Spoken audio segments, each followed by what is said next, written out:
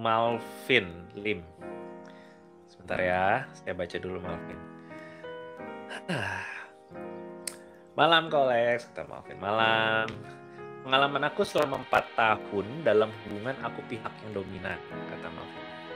Dulu saat tahun ketiga aku jadi sosok yang agak sensi karena uang dan soal pekerjaan.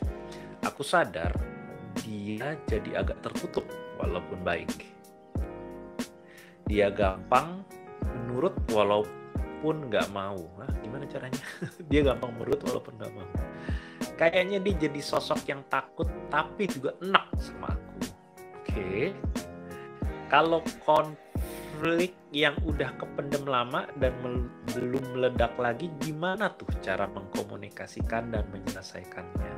Karena aku tahu sih sadar sekarang.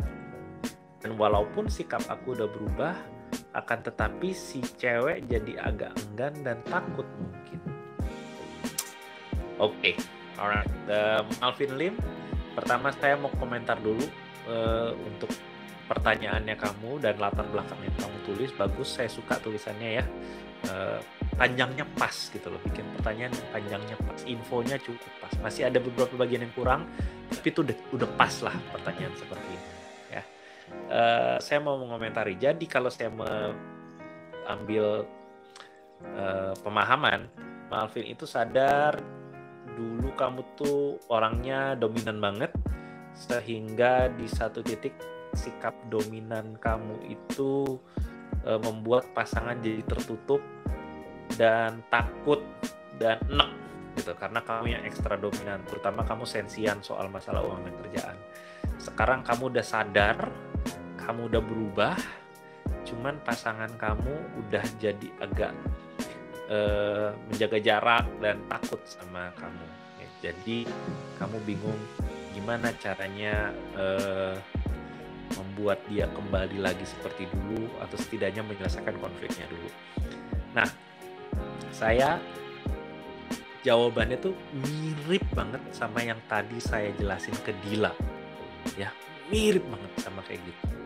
Karena kan sudah sadar nih, Anda sekarang ngerti bahwa tempo hari Anda itu dominan, Anda itu orangnya sensian, mungkin kata-katanya suka tajam, atau menuduh, atau serba tertutup, atau menyalahkan. Nah, coba Anda akui. Anda dekati pasangan Anda, dan bilang sama dia kayak, sayang, kamu ada waktu nggak? Kamu lagi santai kah? Kalau dibilang, ya kayaknya lagi santai. Bilang sama dia, akuin semua kesalahan-kesalahan Anda di masa lalu. Ya, bilang sama dia kayak, aku dulu orangnya dominan banget. Aku tuh kayak sok tahu, segalanya harus pakai caranya aku. Bener-bener deh, aku tuh keras kepala juga. Walaupun aku tahu orang tuh mungkin idenya lebih baik dari aku, tapi aku nggak mau ngakuin. Aku dulu tuh orangnya close minded gitu. Kalau misalnya orang benar, aku nggak mau akuin. Kalau misalnya aku benar, aku akan lebih-lebihkan, aku akan tunjukkan bahwa aku benar. Dan gara-gara aku dulu begitu, kayaknya kamu tuh jadi tertekan gitu. Kamu takut ngomong, kamu takut nanya, kamu juga takut untuk menegur aku. Aku kebayang selama sekian tahun kita pacaran dulu itu, kamu tuh jadi kayak kecil dan sempit, kayak nggak didengarkan begitu sayang. Dan aku sadar betapa buruknya aku dulu. Dan jelaskan terus, bla bla bla bla bla bla bla bla bla. Jelaskan tentang diri Anda, ya, si Malvin. Akui, bukan cuma bilang aku udah berubah sekarang, kamu kenapa kayak gini. Itu banyak orang lakukan tuh ya. Akui kekurangan Anda, akui kealpaan Anda, akui pelanggaran Anda. Jadikan diri Anda sosok yang menunjukkan kesadaran gitu loh, pengakuan dan penerimaan bahwa dulu aku berbuat buruk. Jangan didiskon-diskon atau dikecil-kecilin kesalahannya, justru digede-gedein kesalahan Anda. Ya, digede-gedein artinya menunjukkan bahwa Anda sadar bahwa itu buruk. Bilang sama dia, biar dia lihat gitu loh bahwa Anda merendahkan hati Anda, bukan merendahkan diri ya, merendahkan hati Anda bahwa Anda benar-benar paham dan menyesal sudah melakukan itu. semakin panjang penjelasannya. Mungkin di awal-awal dia kayak cuek-cuek, nggak mau dengar, karena ini kejadian sudah bertahun-tahun yang lalu kan. Jadi pertama kali Anda melakukan seperti ini, mungkin dia dengernya akan sambil lalu kayak, ya dulu parah banget, udahlah ngapain sih ngomong gini. Misalnya dia begitu, saya nggak tahu kalau soalnya responnya gimana. Kalau dia begitu, terusin ya. Jangan menuduh dia, jangan ingat, tapi aku sudah berubah sekarang sayang. Jangan gitu. Ya, jangan, kamu lihat gak 6 bulan terakhir aku tuh jadi orang yang sangat berbeda dari dulu. No. Ya, kasih tahu being humble, being humility gitu loh, merendahkan hati serendah-rendahnya. Bilang sama dia kalau aku sadar aku melukai kamu dan aku berlaku tidak adil sama kamu. Dan aku tahu sampai hari ini kamu masih terluka, dan mungkin gara-gara sikap aku 4 tahun yang lalu kamu jadi punya perasaan yang agak dingin atau tumpul sama aku. Aku minta maaf. Aku pengen tahu, ada lagikah yang kesalahan aku yang belum aku sebut? Ada lagikah perasaan kamu yang ingin kamu ungkapkan ke aku tentang rasa luka kamu, rasa kecewa kamu, atau rasa takut kamu? Ada lagikah yang kamu rasa aku belum sadari tentang sikap aku di masa lalu? Cerita dong sayang. Gitu. Ya, saya nggak bilang konfliknya langsung kelar, karena ini masih jauh dari menyelesaikan konflik. Jauh banget. Ini masih jauh. Teman-teman yang nonton ini, saya harap Anda mendengarkan dan menyimak ini dengan sangat baik-baik. Masih jauh dari resolusi.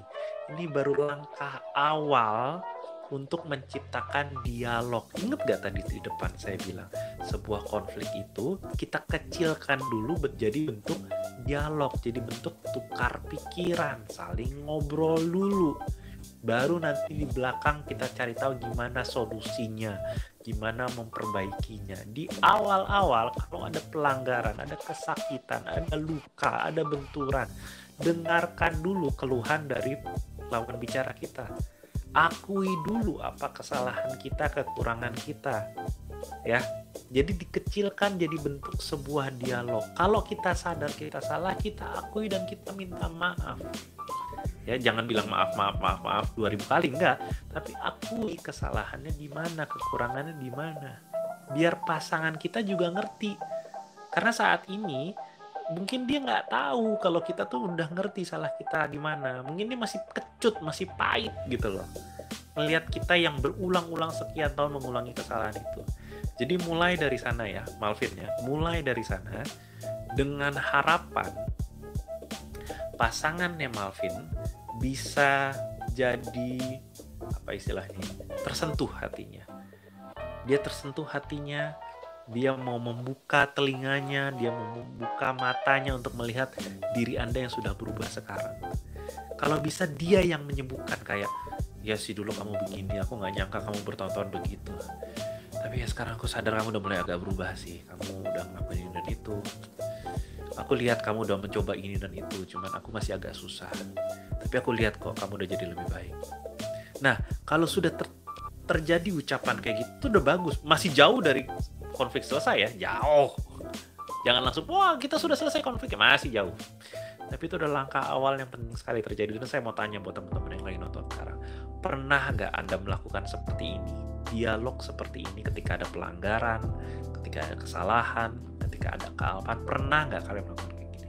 Kalau dalam berhubungan berpacaran kalian belum bisa ngelakuin dialog yang seperti saya contohkan tadi, ya, apalagi kalau Anda yang berbuat salah atau misalnya pasangan Anda yang berbuat salah, nggak bisa berdialog kayak tadi, susah keluarnya, jangan nekat nikah. Ya, saya ulang, jangan nekat nikah, karena cara mengucap yang tadi itu penting sekali.